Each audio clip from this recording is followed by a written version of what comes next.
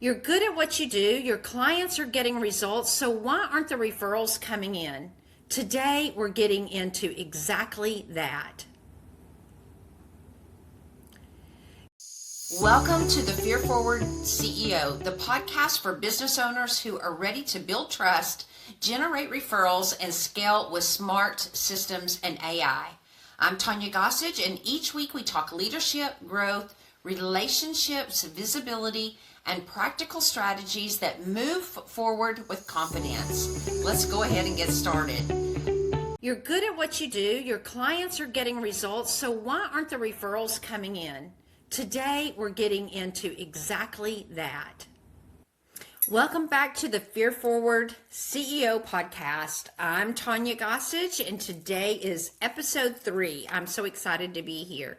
Today, we're getting very practical. I want to talk about the word trust, a word that means so much to so many of us. And I want to talk about specifically how we're going to build it and why building it correctly means so much. And why building it is the single most important thing that you can do for your referral pipeline.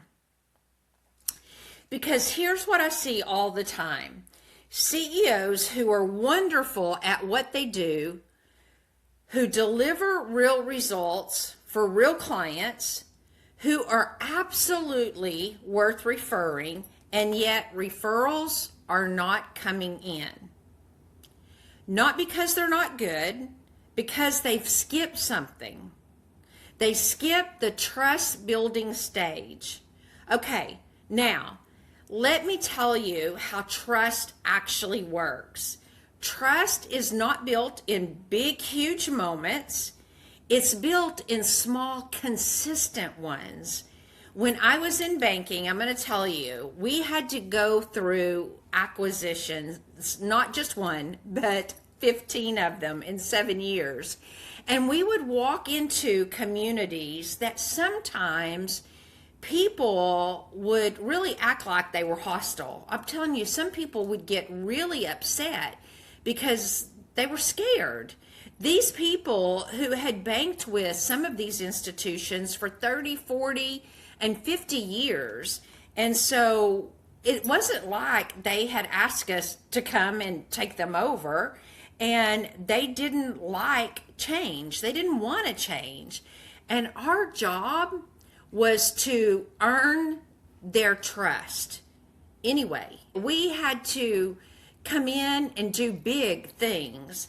And so here's what I learned from that. You do not talk your way into having someone trust you. Trust me. You had to behave. And that's a big word. You had to behave your way into it. We had to show up. We had to introduce ourselves to these people in person. We had to learn their names. We had to remember details about them, about their situations, about their families. We had to follow up on all kinds of things that we had said to them, things that we promised them, things that we said we were going to do for them. And by golly, we better do it because we had to earn their trust, and we had to add value before we ever asked them for anything. And that process, it took time, every single time. And some people, we earned their trust faster than we did for other people. Now, let me give you 5 behaviors that build trust in a business context. I want you to think about these not as a checklist, but as a way of operating in what you do every single day. Now, number 1, be consistent. Show up the same way every single time, okay? Not just when you feel like it, but every single time. Not just when you think someone is watching, every single time. You have to show up. Consistency is What turns the I like this person into I trust this person? Okay? Now, number 2, follow through faster than expected. That's going to help you earn someone's trust when you follow through faster than what's expected. Whatever you say you're going to do it before the deadline. If you say you're going to send an email, send that email earlier than what you say you're going to do. Deliver it before the due date. Now, I get sometimes things happen and it's very difficult to do. But if you say you're going to check in with someone, check in before they have to ask. Do this every single time. You make a deposit into what we call your trust account. And trust accounts work just like the regular ones. The more that you deposit consistently into someone's trust account, the more you have to draw on when you need it. So basically, the more that you build trust into someone, when something happens and you can't be on time, they're going to give you grace. They're going to still trust you because you have delivered to them multiple times over, right? Okay, so number 3, be honest about what you know and what you don't know. If you don't know something, tell them that you don't know, because nothing destroys trust faster than pretending that you know something that you don't know. If you don't know the answer, I'm going to say, I don't know. You need to say, I don't know. Then go find the answer. People understand that you don't know everything. They don't expect you to know every single thing. And that honesty makes everything else that you say much more credible in the long run. Okay, number 4, refer others before you ask to be referred. This one is so critical. If you want to be a referral source, become the referral source first. Connect people. Make introductions. Be generous with your network. I have a large network and I'm all the time generous with my network. I know that the more that I build a reputation as a connector, people want to reciprocate. Not because they feel obligated, because generosity is contagious. The more I refer people to my network, the more people are going to refer their network to me.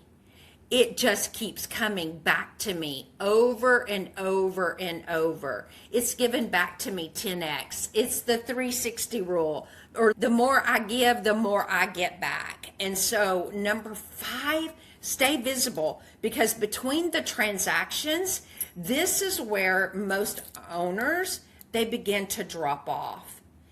They are present when they're selling, and as soon as they make a sale, they hit the highway and they're gone. You don't see them again. That's so wrong. When I make a sale, I try to show back up for those people. I'm asking them, are you okay? Do you need anything else? How are you doing on the product? How are things going for you? I want to know, because I want to support them every day, every month. I want to know, do they need anything else from me? The more customer support that you can provide, the better things are going to be for you. Be present during the sale. Be present after the sale. And when they come back, it feels like you are the best experience that they can receive. And when they come back, they will buy more from you. I promise you that. The solution is simple. Just check in, share something valuable, comment, congratulate, don't pitch, just be present for your people. The people who refer you most are going to be the people that will never forget you're there. They will be your repeat customers. They will come back over and over and over again, and they're going to tell people that you always took care of them. They're going to be there for you, and they're going to continue to send people to you. Okay, let me give you something that is called the parked and moving check-in. This is one of my favorite things of staying visible without being annoying about it. This is how you can check up with people that you want to know, where do you stand with me, okay? When someone goes quiet after you're having a conversation with them, instead of following up with, hey, I'm just checking in, or hey, did you see my last message? You can simply just say to them, hey, are you parked or are you moving on this? That's it. Parked means life got in the way and they haven't forgotten about you. They're busy. They don't have the bandwidth right now. Moving means they're ready to take the next step with you. Either one of those answers are useful. It's great. The answer is respectful and it's their reality. Their reality. Not your reality, their reality. Instead of pushing your agenda, it's the kind of follow-up that feels very caring, if you will. And caring builds a trust. It really builds a know, like, and trust factor, if you will. It's permission-based, always. Ask before you send a link. Ask before you make an offer. Would it be helpful if I send you more information? Let them say yes. And here's what I want to ask you before the next episode comes out, episode 4. Pick a person in your network that you've not contacted, let's say more than 60 days. Not a prospect, not a person, somebody that you genuinely like and respect. Reach out to them today or tomorrow with a simple message. No pitch, no ask, just you're checking in on them, okay? Again, no ask, no pitch, just check on them. Share something you thought of when you thought of them. Hey, I saw X, and when I did, I thought of you, and I just wanted to reconnect. That's it, okay? That one action, repeated consistently, is how a referral network is built. One relationship at a time. It works. Okay, this is episode 3. And episode 4, we're going to have a real guest interview.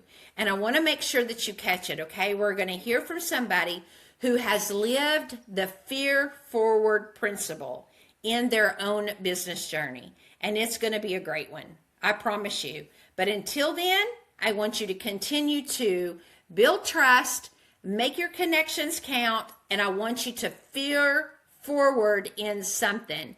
I can tell you through my entire career, if it was not for fear forwarding, I would not be where I am today. I love you, I trust you, and I wholeheartedly believe that if you will fear forward and build trust in your connections, you will build great things. I love you, and I'll see you next time. Bye.